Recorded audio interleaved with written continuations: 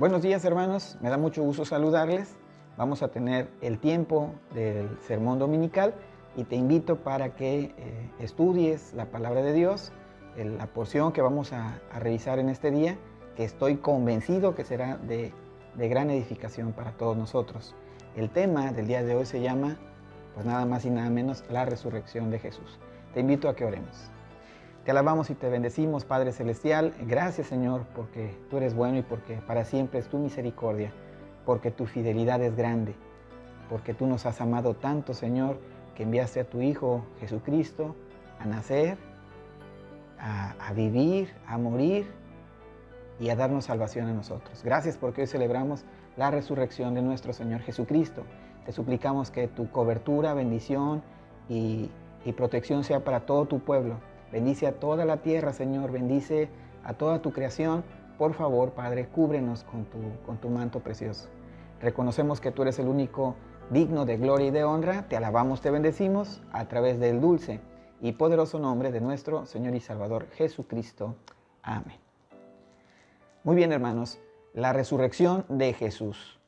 Hoy, precisamente, es el domingo de resurrección y muchos creyentes en todo el mundo estaremos celebrando precisamente este acto portentoso. La celebración de este tiempo nos invita a que acudamos al Evangelio de nuestro Señor Jesucristo según San Mateo, capítulo 28, y ahí en el versículo número 6 está la frase, el texto que da sentido a todo lo que vamos a estar estudiando. Dice, no está aquí, es decir, en el sepulcro, pues ha resucitado tal como Él lo dijo. Fíjate, no está aquí, pues ha resucitado, tal cual lo dijo el Señor. La resurrección, así como la crucifixión y la muerte de Jesús, es el fundamento de lo que los cristianos, en lo que nos basamos, en lo que creemos. 3 días antes de este acontecimiento de la resurrección, Jesús había muerto y había sido sepultado en una tumba según Mateo 27, 66. Y ahora se ha levantado de la muerte. Aquí es muy importante subrayar lo siguiente, que los discípulos, ¿sabes dónde estaban? Pues habían huido. ¿Sabes por qué habían huido y se habían dispersado? Porque ellos habían tenido miedo. Incluso ellos creían que con la muerte del Señor Jesucristo todo había terminado. Pero la resurrección de Jesús nos muestra que en realidad es el comienzo de la esperanza y de la seguridad que tenemos todos los creyentes. Miren esta historia del Evangelio de nuestro Señor, cómo es que la resurrección de Jesús es algo tan grande que deberíamos de estar deleitándonos en revisarlo una y otra vez. Comencemos. La resurrección de Jesús. Pasado el día de reposo, al amanecer del primer día de la semana, vinieron María Magdalena y la otra María a ver el sepulcro. Y hubo un gran terremoto, porque un ángel del Señor, descendiendo del cielo y llegando, removió la piedra y se sentó sobre ella. Su aspecto era como un relámpago y su vestido blanco como la nieve. Y de miedo de él, los guardas temblaron y se quedaron como muertos. Mas el ángel, respondiendo, dijo a las mujeres, no temáis vosotras, porque yo sé que buscáis a Jesús, el que fue crucificado. No está aquí, pues ha resucitado, como dijo. Venid, ved el lugar donde fue puesto el Señor. E id pronto y decid a los discípulos que ha resucitado de los muertos, y he aquí va delante de vosotros a Galilea, allí le veréis. He aquí, os lo he dicho. Entonces ellas, saliendo del sepulcro con temor y gran gozo, fueron corriendo a dar las nuevas a sus discípulos. Y mientras iban a dar las nuevas a los discípulos, he aquí, Jesús les salió al encuentro diciendo, ¡salve! Y ellas, acercándose, abrazaron sus pies y le adoraron. Entonces Jesús les dijo, no temáis, id, dad las nuevas a mis hermanos para que vayan a Galilea y allí me verán. Mateo 28, del 1 al 10. Como punto número 1, vamos a ver que las mujeres vienen al sepulcro. Mateo capítulo 28, versículos del 5 al 8. La resurrección de Jesús ocurrió al amanecer del primer día de la semana, es decir, el domingo.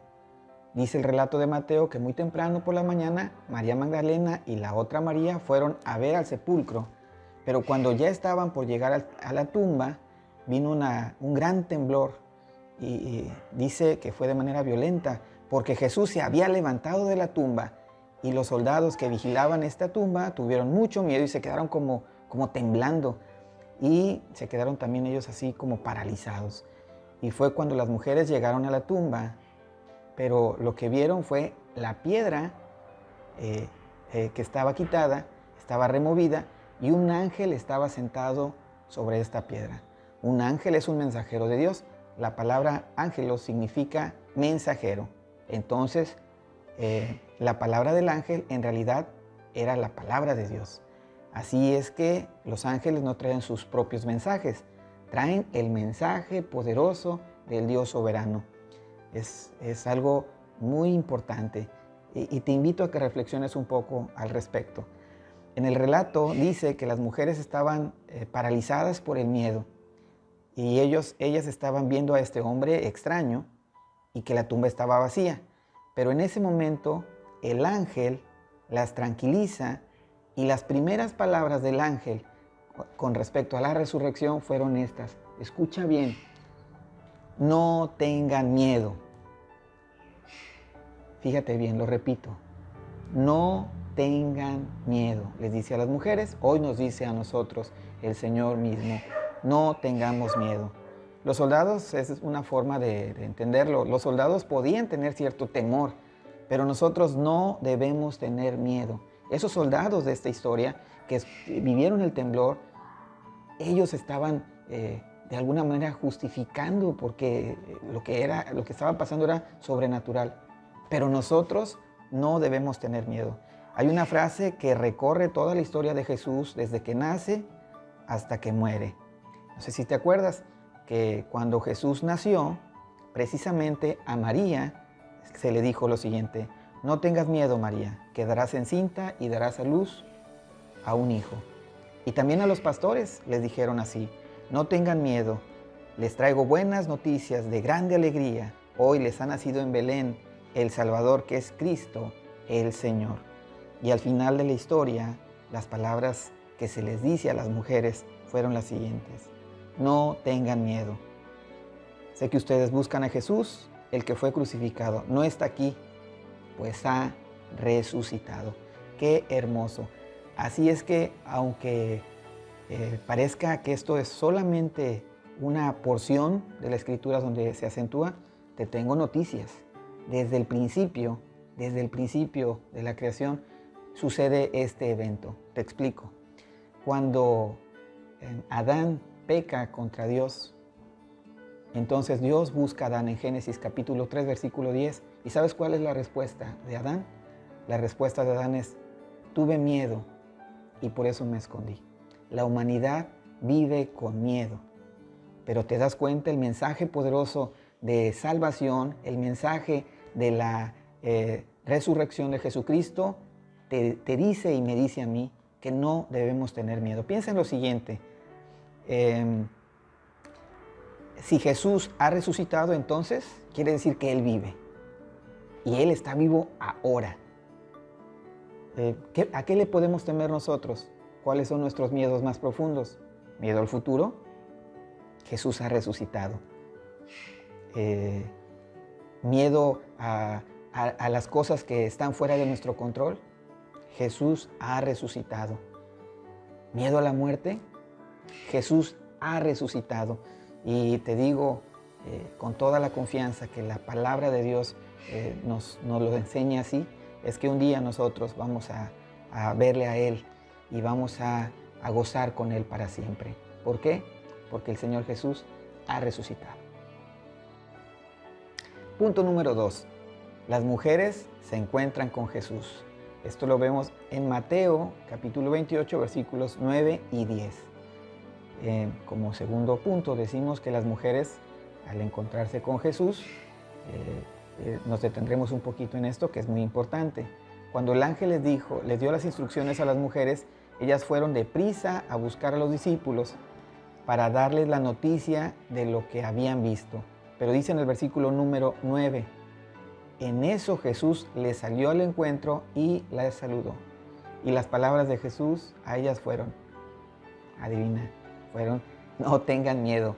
Y les dijo Jesús, vayan a decirle a mis hermanos que se dirijan a Galilea y ahí me verán. Date cuenta otra vez que las palabras de Jesús, ahora directamente hacia ellas, fue precisamente que no tuvieran miedo. Te dice a ti y me lo dice a mí en cada circunstancia de nuestra vida que Él está con nosotros. Y hace un momento precisamente hablábamos de esta expresión, pero ¿qué crees?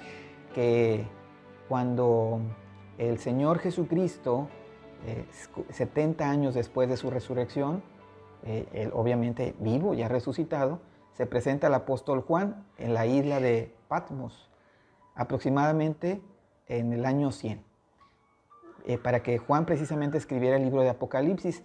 Y el apóstol Juan era un hombre anciano y estaba en una cárcel, solo, aislado. Y adivina cuáles fueron las palabras de nuestro Señor Jesús cuando se revela ahí con Juan. En Apocalipsis capítulo 1, versículo 17 dice, Juan, no tengas miedo, yo soy el primero y el último. Eso es lo que le dice a Juan.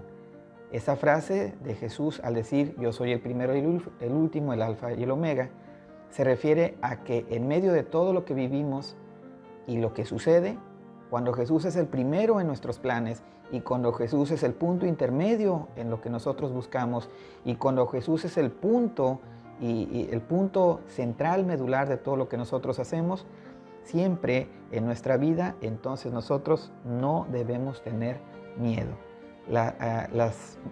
Lo mismo les pasó a las mujeres con estas palabras de Jesucristo en su resurrección. Punto número 3. Jesús busca a sus discípulos. Te invito a que pongas especial atención a lo que viene en un momento.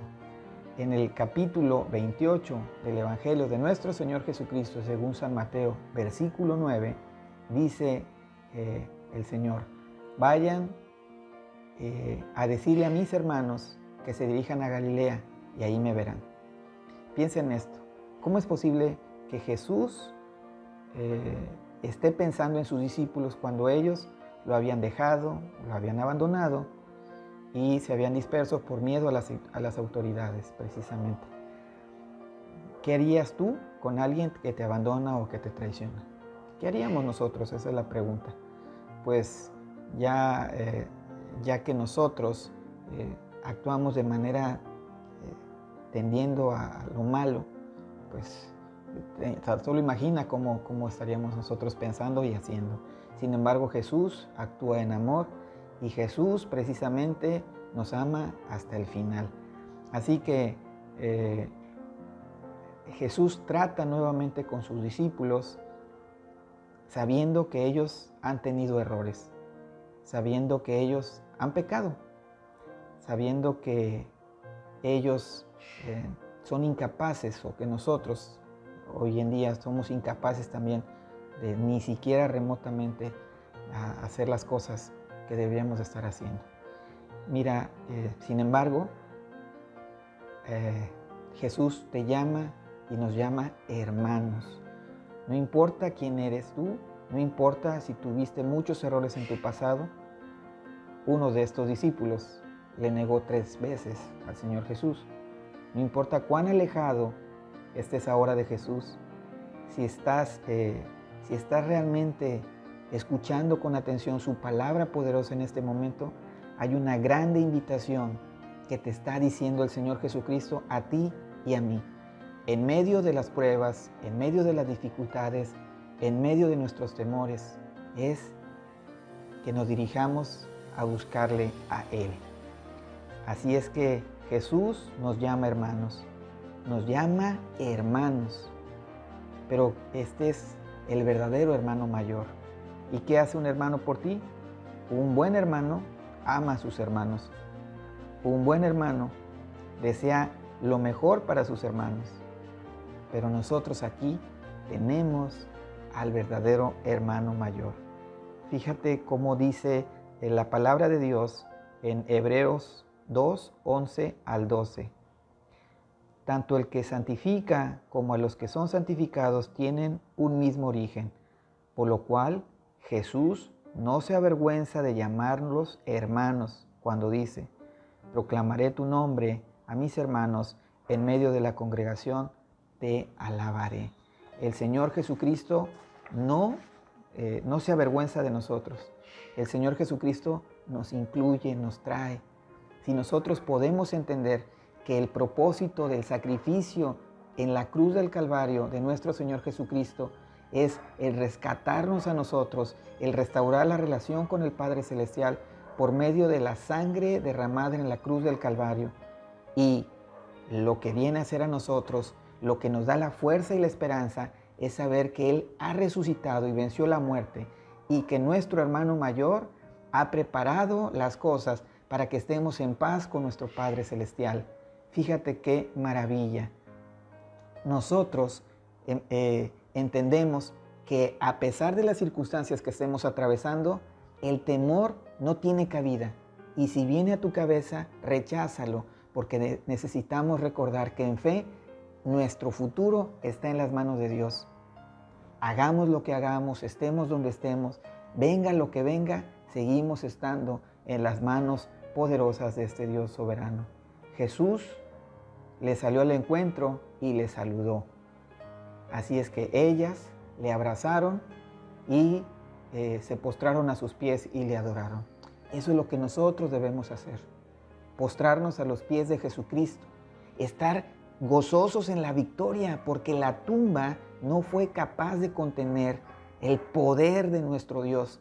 Porque Jesucristo vive, y porque Él vive, nosotros vamos a vivir también por siempre. Que la paz de nuestro Dios, que es la que enriquece, que su bendición, que es la que nos da la fortaleza para seguir adelante, esté presente constantemente en tu familia. Ánimo, no tengamos miedo. Nuestro futuro ha estado, está y estará siempre en las manos del Dios soberano. Cristo vive.